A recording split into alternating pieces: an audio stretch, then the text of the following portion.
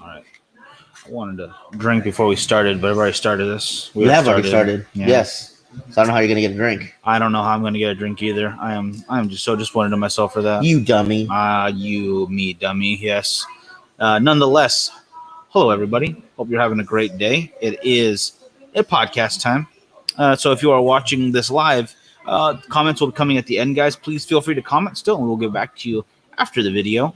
Sounds like a telephone message. Just leave your name and number. We'll get back to you as soon as humanly possible. Have a blessed day. You should leave your name and number on the comments for sure. And this way people can call you that you never met before. Definitely do that. I think tons of people are going to want that. Yeah. So, guys, how's it going? Frankie here for the Bakersfield Gentleman, my brother Miguel. You guys, we are here for the second episode of the second season of the third podcast. A lot of seconds. Seconds. From us. Close to May 2nd, which is also your birthday. And today, you guys, I am smoking the HVC Black Friday. Now, this comes to us from Nicaragua. Uses Ecuadorian Habano wrapper, Nicaraguan Corojo 99, and Criollo 98 binders and fillers from Nicaragua. This is a Corona Gorda 5 5/8 by 46 ring gauge. Very nice. I'm having the Atabey in their petite Corona size. I believe there is no official blend out there for this, guys. Actually, there is. It's called Heaven. Yes, called Heaven. Heaven's blend. Nonetheless, no, they do not reveal it. There's a lot of secrecy behind this guy, but they do a very particular aging process to it where they allow it to I don't want to say dry out, but they allow the humidity to fall and rise and the temperature to fall and rise during its aging process, which is a very long process. I believe it's years in the aging room. And I am very excited for this. Now, you can't see it because if you are watching, good on you. But if you're just listening, later date, I'm not cutting it yet. I'm not using a torch like Frankie is, even though he has a beautiful Cigars and More lighter with a punch. So I'm not technically wrong. But I'm going to go ahead and light it. So I'm going to leave matches here. And I got the only one that's already broken. I can feel it. Fantastic. That's what you want to look for in your first match, is a broken match. There we go. Okay. I should have not said anything so I could have really heard that little strike. Next time. It is what it is. So I'm just going to toast this. Try my best to toast it. I'm trying to do that technique where they say don't cut it yet. Cigar aficionado style. Yes. I think if I'm going to smoke something this nice, I should at least take the advantage of advice from people who are more experienced than myself. And you know what? Not saying that they're better smokers than me, but you should listen to experience once in a while. Now, not mine, but other people's. Absolutely. That is 100% accurate, Miguel. That is fantastic. Cutter. Thank you. Check, if you will, with the cutter. Cut it up. Nice cut. Now you're going for your second match. Hopefully you can hear that. And you're putting that match straight to the cigar, right? Trying to just barely touch the flame to it. And I don't need the rest of that match. That's done. Just barely touching. Trying to toast the cigar itself. Basically, the first match is to heat up the oils. Mm-hmm. Second match is to finish up the light after you cut it for the first time. Obviously, I'm not going to do that every single cigar because that takes a little while. As you can see, Frankie has already gotten about a fifth of an inch in compared to me barely lighting and cutting my cigar, which is not really a big deal because mine is a lot smaller as far as ring gauge and length goes for the cigar. Dang, that's nice, though. Gosh, dang. Big shout out to John Valle, one of our brothers here at Culebras, which is where we are filming this at and recording, for giving me this little guy at the beginning of Great American Morning. When I first started doing that show, I was like, hey, this will probably help you out for the morning show. You have something smaller to smoke. You don't feel like you're wasting something. And I saved it and I held on to it. And now I am smoking it. I think it deserved it. I deserved it today. Yeah. So you guys, again, today we're going to talk about a new movie that just dropped today that we saw a bit earlier. And that is Tom Clancy's Without Remorse is the full title. Starring Michael B. Jordan, who you guys will remember as Johnny Storm from the Fantastic Four reboot. He was also Killmonger in the Black Panther movie. Nobody knows him from Fantastic Four, the reboot. They know him from Burn Notice Burn Notice as the football player whose brother or sister got attacked, and then he avenged her for her honor. Okay, he was also Adonis Creed in the 2 Creed movies. Yeah, good movie. Fantastic show. Yeah, I love Burn Notice. show. Yes, I could just do a podcast. I know it's an old show. Oh, I don't care. I don't care. One of the few shows that has an ending that didn't just kill the whole damn series. Loved it. Loved that ending. You can get series that just have an ending that just kills it. Yeah, and Donovan, the main actor, is actually doing voice work now for Invincible, the series. And he had a movie not too long ago that I liked very much. I love that dude as an actor. I don't think he's gotten enough roles. He's not got enough credit for what he does. But hopefully still fix that because he still looks like he's in his prime. Yeah, and he was also heard about it. Haven't seen it. I like that. Michael B. Jordan, guys, was also in a movie called Fruitvale Station, which has a lot to do with like social justice, I guess, kind of topics. True case. It was a true case. Yeah, it was absolutely a true case. And even though the message of the movie, you gotta have to watch it to get it. He still gave an excellent performance. He's a fantastic actor. Oh, absolutely. I mean, he's a great actor. One of the best actors I think working today. And this movie centers around him being part of a special forces team that gets a mission. Something goes wrong on the mission, and they end up having some payback dealt to him and his team. And spoilers coming. Unfortunately, his wife and their unborn child die. Wait, are we covering some stuff? Or are we like covering it up like the CIA does? Because you're like not giving away the farm this time. Last time, I don't want to give it all away. For Mortal Kombat, we just went into it and like Goro dies. Well, you know what's gonna happen in a Mortal Kombat. There was a fatality. Well, you know what? There was fatalities in this movie too, and a lot of the guys that I didn't want to die died right away. But that's the plot, though. It had to happen for it to work, right? Which I thought it was really good. Amazon really shot for the fences with this one. I think they really rival Triple Frontier for Netflix. Ooh. I think both of them were really great. Oh, I don't know about that one. Well, you have a harder cast to follow. You got Oberyn, you got Jax Teller, and you got Batman, along with I think he's the dude from Rat Race. No, I think that's the brother. Oh, the messed up tongue. That was totally him. That was not him. That was him. That was him. That was him. Anyway. Shot at an aspect ratio of 2.39 by 1. Has a total runtime of 1 hour, 49 minutes. Yeah. That's and of course, like I said, it stars Michael B. Jordan, Jodie Turner-Smith, Jamie Bell, and Guy Pearce. It was a great action movie. It also has Cam Gigandet, who... Oh, Gigandet. Some people may not remember him. He is the one that will never back down. He will never back down. He also was in Easy A, which was a hilarious role for him. It was funny to see him in Never Back Down, being that serious, bully, badass kind of guy. Yeah. And then see him in Easy A, where he's like completely different. Gosh. So, good actor in his own right, too. He should have more roles, I think. I want to say he does stand up as well. I think I've seen him before. Or I'm thinking of a different guy that looks similar to him. Nonetheless, yeah, you're absolutely right. He is a really good actor. Probably he doesn't have that star power some other ones get. But I think if he had more stuff to do, easily follow into the lines of like not look wise or like role wise, but like Jonah Hill. I think he spiked when the other guys kind of like stayed in the middle after Superbad, but they all could have done the same thing. They all could have spiked as easily, I think.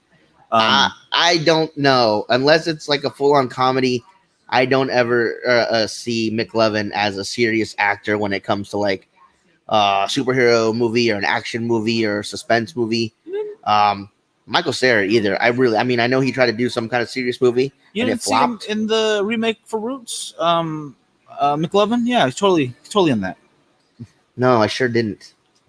Yeah, I don't know. I don't even see him as a serious actor. Like, I know he made that movie where he was on the management team for the Oakland A's and rebuilding the team or something. That was Jonah Hill. Yeah, Jonah Hill. Yeah. And I just don't buy the character. They're just some people as actors, I don't buy anything other than comedy characters. Again, I go back to Napoleon Dynamite. Oh, did you watch War Dogs? I did see War Dogs, and again, no. I think you're ridiculous. I don't know if it was based on a true story or loosely based on a true story, but I don't see him as an actor representing who that guy was because it just would not have worked. You didn't watch Wolf of Wall. Well, Wolf of Wall Street was funnier than it was serious, honestly. But yeah, I disagree with you 100% on this one. He fits those roles very well. That's about as serious as you get, though, being in charge of a baseball team. Right. It's not like it's a really serious movie about like finding a cure for a disease or something. He's not going to be a doctor for that one. Then all of a sudden, because the same guy that plays Russell in Deadpool 2, the same guy that plays Josh in Godzilla versus Kong, I don't like him as an actor. And I know he's still a full-on like kid. I don't think he's 18 yet, or maybe he's 18. No, he's 12. But I just do not like him as an actor. Like, I see him and I guess, okay, I'm probably not going to enjoy this movie. I don't know what it is. It's just something about it. Probably nothing personal. Probably a cool guy.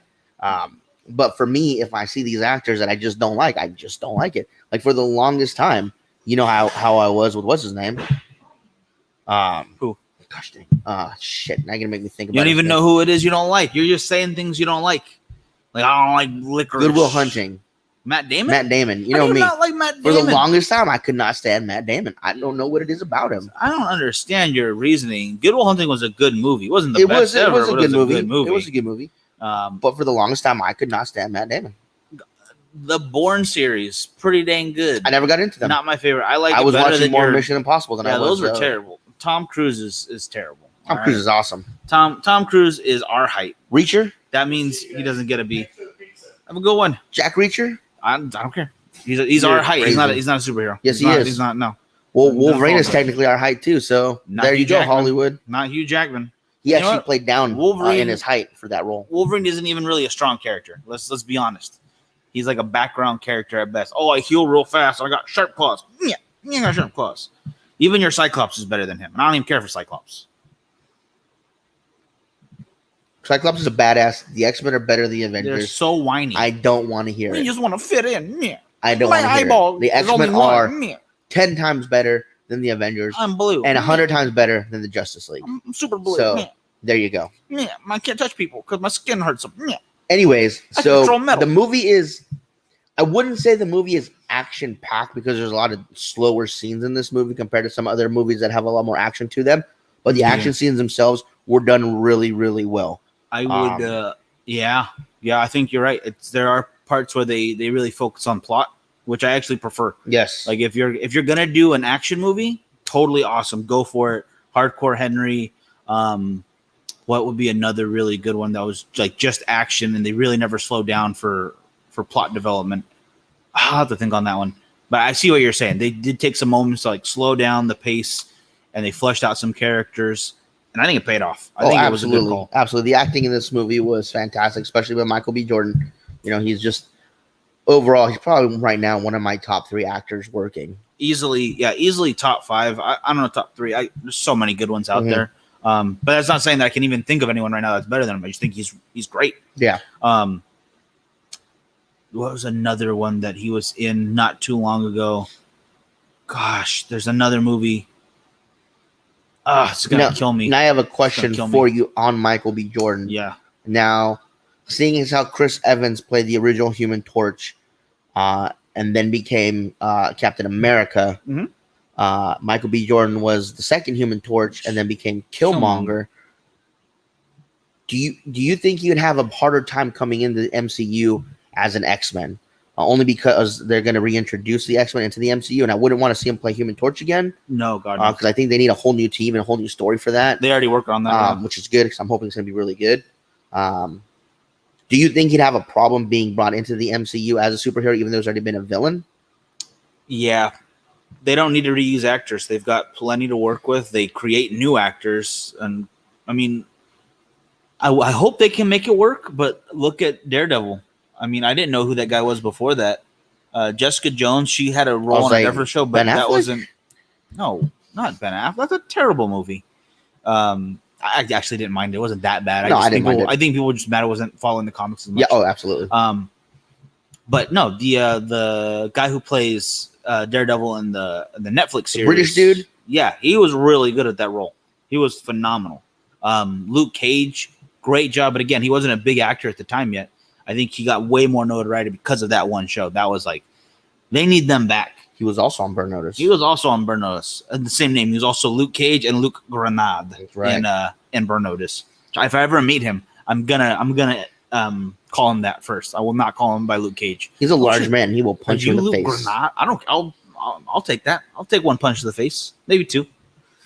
But going back to your question, though, I don't think they'll need to. I think if anything, some kind of weird time thing is going to happen if they wanted to bring him back. Killmonger would be, I think, weird but possible because they Disneyfy everything. Different timeline. He's a good guy. Like he was born in Wakanda. Now, speaking of time travel and whatnot, and do you think they could go back in time, bring him back as part of the Dark Avengers Or the Thunderbolts? Maybe that'd be awesome. But then you need to bring back. Well, no, there's not a whole lot they really killed off that would be a part of that. Yeah. Unless you count what's his face, Howard the Duck, one of the Killians, or whatever his name is, Grave Killian, the bad guy from Iron Man 3. Oh, not very yeah, good, yeah, but that power would fit in that kind of thing, right? Or well, I'm just thinking in terms of Loki, how he's going to be floating around in his own little universe. Yeah, that's pretty coul. Yeah. So with the Tesseract, he could go back. I mean, find the Time Stone somehow, go back in time. More than that, you've got the Multiverse of Madness stuff going on. Yeah. I think that would be more prevalent because then Thunderbolt Ross is still alive. Not yet Red Hulk still, which is dumb to me. I figured they'd do that already. Yeah. I don't know. There's way too much up in the air. I don't know some of the characters they're using, like the Master of the Ten Rings or whatever that movie's going to be about. I have no idea what that's all about. But then again, I don't really question because they really did a good job with the Guardians of the Galaxy. I had no idea who they were. Yeah. I just looked on like, oh, that seems cool. Hopefully it's a decent movie. And then it turns out to be a fan favorite right off the bat. They did a great job with that. Great cast. Zoe Saldana's wonderful. Chris Pratt's wonderful. Bradley Cooper as a raccoon, wonderful. And of course, Batista really comes into his own. I think he like cried when he got that role or something. He said, "Well, he did a great job. He knocked. They all knocked it out of the park. I think Marvel has that magic ingredient that they sprinkle on their movies, and they do fantastic. I do hear a lot of people critiquing the movies for not staying super true to the comics, but at the same time, you don't want that.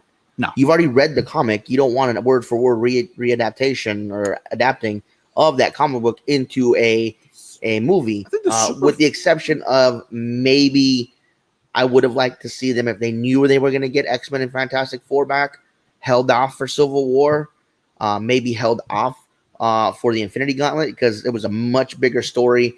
Nebula had a much bigger role to play, especially in the Infinity War or Infinity Gauntlet. And obviously in Civil War, there was a much bigger presence of the X-Men, and that would have been really cool. So hopefully they'll do Avengers versus X-Men later on when that comes into the line down the road somewhere. It's hard to do with Iron Man gone and Captain America dead, but there's a new Captain America. Do it. Well, Avengers versus X-Men, I gotta go back and rethink. I think it was War Machine that was leading the team. No, Iron Man versus Magneto. They had a whole thing about how he fixed his suit so he could go up against them. It was a good comic series. Either way, Cyclops was a badass in that one too. He's really not. He really was. I have to borrow my girlfriend's powers. I got to become a Phoenix Force. Whoa. That's right, and he did. Really sad because I killed Professor X myself. Whoa. He's not a very good leader. He's like the worst leader ever. Oh my gosh. Pretty sure Toad could have done a better job. The Phone Ranger could have done a better job. If anyone knows who the Phone Ranger is, you know way too much about comics, just as I do. We got to get through this though, because we're focusing way too much on that when we're supposed to be talking about Tom Clancy's Without Remorse. Yes. From Amazon Prime standpoint, Amazon Prime I think is killing it on the original content front. Man, yeah. The Invincible series that just came out, it's an animated hero series. They've got The Boys, which is another series, another satirical comic book series, which is friggin' fantastic too. Great stuff. I'm glad you watched that too. Oh man, you're gonna like Invincible too. I'm telling you right now, you're gonna like that. There's a bunch of stuff on Amazon. There's too much content out there to watch it all, but there's a lot that looks phenomenal. Everyone gives Netflix the credit. Oh, they make so much wonderful. They actually make way more stuff that's not good compared to what is out there. They just have a better marketing team. And they have so much they can just shove it out there. And then they let some of their stuff get too political and politically correct, and it ruins it. Yeah, Big Mouth, very annoying. Well, Big Mouth, Orange is the New Black.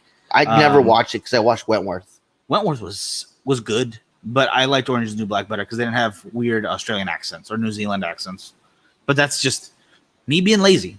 That's because then Kingdom or The Kingdom or something like that. Well, on Netflix was all in Korean, and I still enjoyed watching that. It was about set in feudal Japan or feudal Korea, excuse me, and during a zombie apocalypse. Like they were slowly building into it, and like, oh, this village got it, and they're like trying to figure out what's going on. Well, I mean, that's been done before. Movies just basically get recycled. People think it's a new story, and it's really not. I mean, look at Hunger Games. That Battle Royale. Yeah, that's Battle Royale all over again. You tell people, oh yeah, I love the Hunger Games. They go Battle Royale, copy them. It's like, no, bro. One came out way before the other, and one actually had a story to tell about. I guess it was a political hit on something that was happening in the country at the time. Some kind of censorship going on against the students, and then this was a book, a Battle Royale, like a satirical political piece, like we have 1984 here. They had a similar kind of theory behind it. I got to go more into that because it was apparently really a lot deeper than just a really dark story. And there was more to it. And so Watch Mojo brought that up first, and I thought that was very interesting. I just assumed it's a crazy story someone thought of and like wanted to put it together. Yeah, they had much deeper motives for it. I did not know that. It's impressive. Excuse me, guys. Still getting over that cough. It's starting to go away, which I'm liking. Again, I am smoking the HBC Black Friday. Fantastic cigar so far. This is a Corona Gorda size, the 5 5/8 by 46 ring gauge. It has nice notes of raisin with a little bit of cocoa, some bitter earth in there, as well as some like oaky wood to it. These flavors are lasting nice and long from finish to finish. So smoking really well. Great ash. I'm just tapping because I don't want to drop it on the table. Nice sharp burn line, good smoke output, and a nice easy draw. Very nice. And I'm a little more than halfway done with my Atabay, but it was a very tiny guy right here. It's like 4.5 inches by like a 32 ring gauge. Very small. Very nice cigar though. I cannot what's the word I'm looking for? I cannot tell you how much I love these things. They're smooth. It's not very strong. It's a cloud of smoke on my face. Excuse me. Sorry. It's one of those cigars that the price point might hurt sometimes, but I love it every time. It's worth the price point. I think given the option between, let's say, a Padron 1926, an Opus X, Atabay, or a Davidoff, whatever, I would probably smoke Atabay every day if I could. Every day? You have to pick one? Yeah. I think it's great. It's not too harsh. It's not too light. You can enjoy it in the morning, noon, or night. Yeah. I just think it's a fantastic cigar. That's a hard choice for me because I love the 1926. I was like, I can see myself like a 50-50 split going, okay, today's an Atabay day. No, today's Padron. Tomorrow's Atabay. Tomorrow's Atabay again. Padron, Atabay, Padron, Atabay, just switching off willy-nilly, really, because they're both so phenomenal. And I think while Padron has that name brand recognition very easily throughout the Atabay is getting close, if not gonna get there just soon enough. Mm-hmm. They don't need to worry about competing with that. In fact, they're two different experiences altogether. Now, one's a lot richer and heavier, and one is smooth and relaxing at all times. It's apples and oranges. I forget the name of the documentary we were watching, but we were watching it a couple days ago, maybe last Sunday, over to the shop about Senor Padron. And how he started his factory and why the little hammers on the thing. Yeah, I love that. That was a great doc. I got to find the name of that. It was on YouTube. We were just scrolling through YouTube channels, watching reviews from Cigar Vix and Cigar Obsession. I thought you were screwing around like, and we watched. Oh yeah, it was 2 Chainz smoking cigar. I thought you were gonna say. No, we watched 2 Chainz smoking cigars too. That's a good one. I liked it. Very interesting. I liked when he does those videos. He also did one for the most expensive retirement home. But we were watching reviews, and that happened to pop up on the next, so we watched it, and it was a great one. I'm gonna find the name of it, and I'm gonna repost it to our page because it was a really, really good one. I can just I'll look it up while you're talking if you want to give me a second. Yeah, sure. And he goes into how fantastic his cigars are and why the cigars are the way they are. He explains why the little hammer is on there. He explains all the stuff that his family went through. They go through a tour of the factory, of the fields, how everything happens, and it is fantastic. I highly recommend if you guys want to watch it. Sit down with a Padron cigar. Sit down with a nice snifter of cognac or brandy, a shot glass of tequila, a rocks glass without the rocks of I think that might be it. So it's whiskey or scotch. Literally, and then of course, if you like, also you can have a little copita glass of rum. Oh, I love that idea. I do like that. Excuse me. From the In Smoke Project, Padron Cigars. So that's the name of it. That's it. The In Smoke Project. In Smoke, one word. I'm gonna subscribe. I don't know why I'm not subscribed. Boom, hit that notification. I don't know why you're not subscribed either. And you guys should do the same for us if you have not. On Facebook, on Instagram, on YouTube, on iTunes, Google Play, Spotify, Anchor, whatever have you. All of them. Hit them. But yeah, they have it's a good 30-minute documentary, a little shy of 30 minutes, and it goes into the history of Padron and one of the best and longest running cigar company that sells to the U.S. on a regular basis. Yep. Even they talk about that, like if they lifted all the sanctions right now. He was like, "You're not going to change over for a Cuban. You're gonna like our cigars." I like how confident he was in saying how good his product is, that he wanted to know personally if a cigar was bad because he was going to fix it, and that he didn't care if they, like you said, if they lifted those sanctions. He's like, people aren't going to leave Padron for a Cuban. We will not be affected. Yeah. And that doesn't come from arrogance. That comes from just the constant feedback and paying attention to his company of knowing some great product right there. And you know what? 100% is. 100%. There are some fantastic Cuban cigars out there that does not take anything away from Padron or from any of the other companies, honestly, from Altadis, from Roma Craft, from friggin' the Inside Out, if you're a really big fan of that, from Don Olivan. If you really like a Pariah cigar, which I know I do, it doesn't take anything away Cubans being good, because the other cigars are just as, some of them being just better. And every company should have that confidence that they should not be worried about it. You know, if they believe in their cigars enough, they should have the confidence to say, yeah, I don't care. Go for it. Absolutely.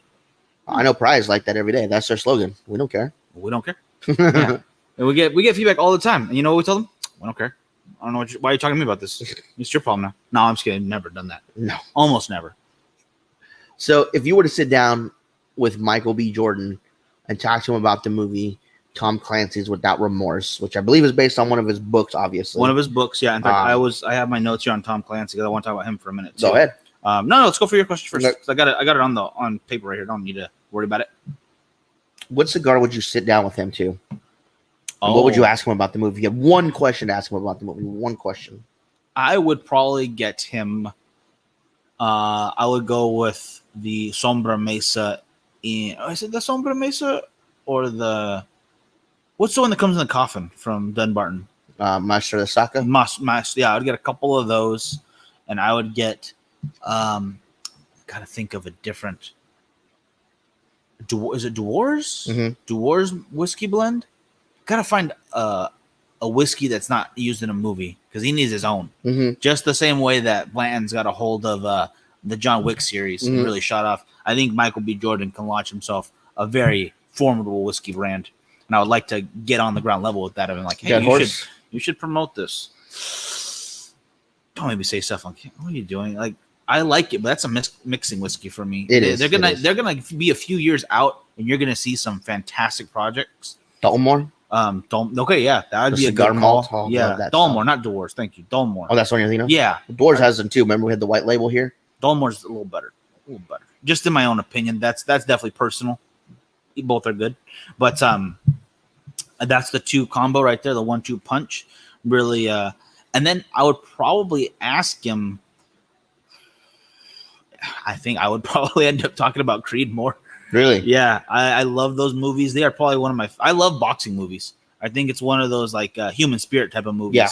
Bleed for This, Hands of Stone, Cinderella Man, both Creeds. It's those overcoming Ham and Egger, freaking Bob's Burgers. It's those overcoming your own obstacles and the obstacle right in front of you, and overcoming the Russians. It's damn right. Every time Michael B. Jordan's movie Russians. He's got to beat him up. Got to beat him up, or he's got to shoot him. It's got to happen. But Tom Clancy, a wonderful writer, born 1947, passed away about 8 years ago now in 2013. Has it been that long? It's been about that long. Wow. It's getting there at least. Selling over 100 million copies of his books. Those books being turned into movies, into video games, which I still play to this day. Absolutely. And then one that we were just talking about, Tom Clancy's Rainbow Six Patriots, which was supposed to be the latest in they came with Siege after that. Yeah. Was going to be another edition in the Rainbow Six series, which is phenomenal. You got Las Vegas, you got lots of that. You got Siege.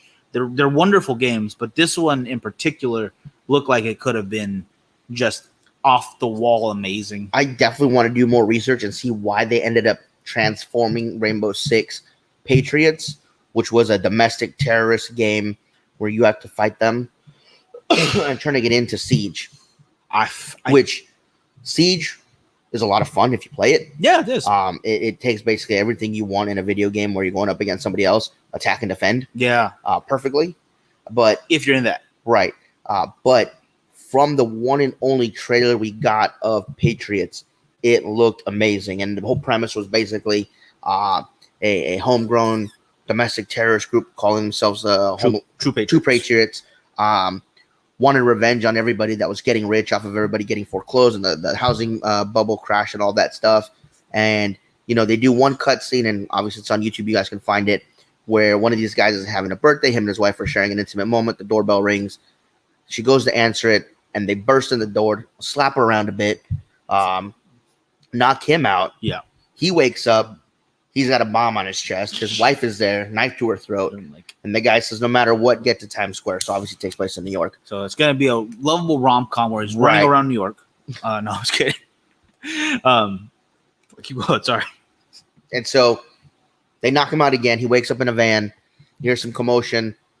You hear some gunfire. A couple of the guys inside the van that he's being captured in, they get shot through the thing. And the leader says, hey, you hold on to this. It's a dead man switch. You let go.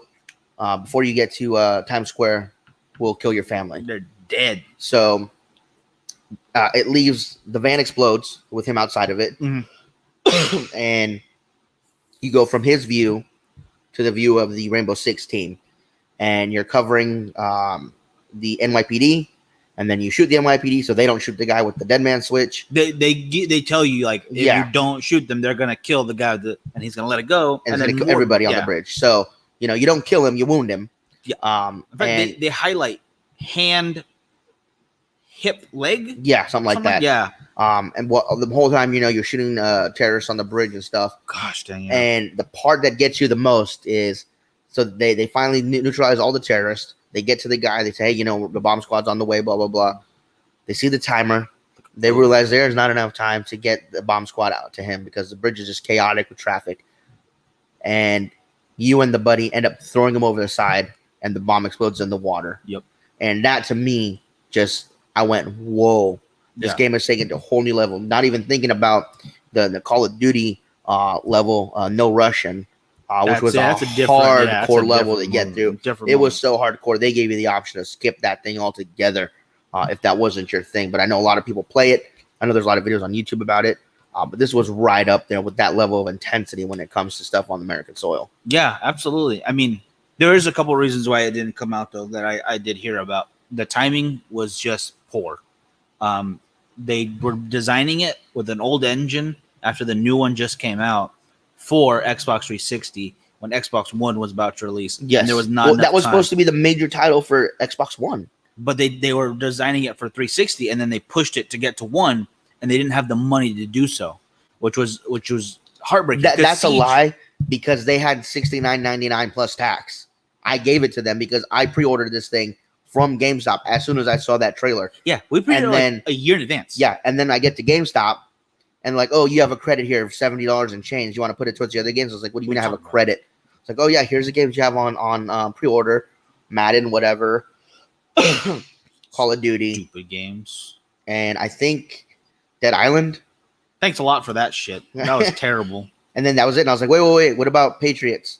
They're like, No, oh it's no, not that's here. out of our It's not- system. not here anymore. That must have been returned, and that's when we found out they had canceled it. Cancel, like, because they pushed it back, and we didn't hear any more news about it. Like, man, when is this coming out? We finally go there, and they give us the bad news in person. I felt like they were gonna sit me down and tell me my dog got ran over, kind of thing. So disappointed. But about a year before that, I was trying to write something. What do you call it? Superhero-ish. But I kind of like the idea more of like The Boys with a group of people who aren't superhero-powered people. And the comics actually are those. There's a whole long thing about that. And like they fight alongside. I wanted to call them Tip of the Spear, and they were led by the true Patriot. So he was like a Captain America without powers, and they're just replaceable guys. Like the crew always, some of them die and they get replaced at all times. Like a Suicide Squad? Kind of like that, but again, no powers, and they're doing it on their own volition. There's no blackmail for these guys. They just know what their job is. They go in ahead of time, and then the other guys got to clear up because they actually have powers. They're actually bigger. What is this? Whoa. Look at this guy. Whoa. Like, how you been? Guys, excuse us for one we'll be second. right back. Yeah. You got Jeez. Yeah. What's been happening, fellas? Trying to stay working, trying to keep busy. Yeah, did I interrupt the podcast? It's all Not at good. all. It's all All good. right, got a little pause in there. Yeah. Say hi to everybody. Where we at? Get in there. Yeah. There we go. Just give a quick- Man, good to see you. Do I need to be quiet? No, don't you're worry. good, you're Yeah, good. not at all. Not at all. We're actually just getting to wrap up right now. Yeah, we're so- just closing it up for today. Just been traveling, Oh man, Glad to hear it. Yeah. we're glad you're back though. Also, yeah. right? We so the farm in Arkansas. Yeah. Stayed there for like 6 of the last 8 months. Just kind of trying to figure out how to make some money down there Good call. Gotcha. in the Good call. country, which is impossible. There is no money to be made in the middle of the cities. Whew. Oh man. You guys go ahead. I'll, Excuse me, guys. Had to recollect myself after that. Just saw our buddy here. Haven't seen him in months. It's been too long. Forever, man. I'm glad Too to see long. it. Yeah. Uh, But long story but short. he is a Johnny Walker Green Label drinking gentleman. yes. So if I would have known, we would have brought a bottle. Oh yeah, we would have had that on hand. And Partagas. There we Ooh, go. Nice. But yeah, so Short story short, the other thing, I wanted to call my main character True Patriot, and then I heard he's a terrorist organization now. So, so that would not have so worked. that is a bad idea to Yeah. call it that. So no, change the entire I'll rewrite it some other day, and then never went back to it. Just because they did a better job than I ever could have anyway. It looked fantastic. Yeah. Unfortunately, just never going to happen. That's again, you go through a lot of Tom Clancy's work, and you're going to get great content out of it. And this goes to show you Michael B. Jordan's Without Remorse. Looks like they're Fantastic setting up for a sequel. Yeah, I hope so. We're reviewing that one as well. I'm sorry we kind of went off topic a lot in this one, but definitely watch it. It's on Amazon Prime now, guys. Get your account. If you want to sign up, we'll have a link for that in the description on YouTube, on the podcast, wherever you like to listen, guys. Yep. But appreciate you guys listening for today. Make sure, again, hit those notifications. They will be coming out on Saturdays. iTunes, Spotify, my goodness, Google Play, Anchor, and a couple of smaller ones that I've never heard of before anyways, but they do it for us. So check out Anchor too. If you want to make your own podcast, it's free. Do it from your phone, do it from your computer, wherever you want, and they will help you monetize it right away. So they can help you turn your passion into a bit of a business if you like that kind of stuff, guys. Yep. Or just have fun with it. Either way. Yep. That is true. The Second Third podcast, you guys, is filmed at Culebra's Lounge in Bakersfield, California. It is a Wasp Nest Videos production, and it is brought to you by Cigars and More Bakersfield on Rosedale Highway and Lug Cigar Club. I'm Frankie. It's my brother Miguel, and we will catch you guys next time. Y'all have a great day. Have a good one, guys.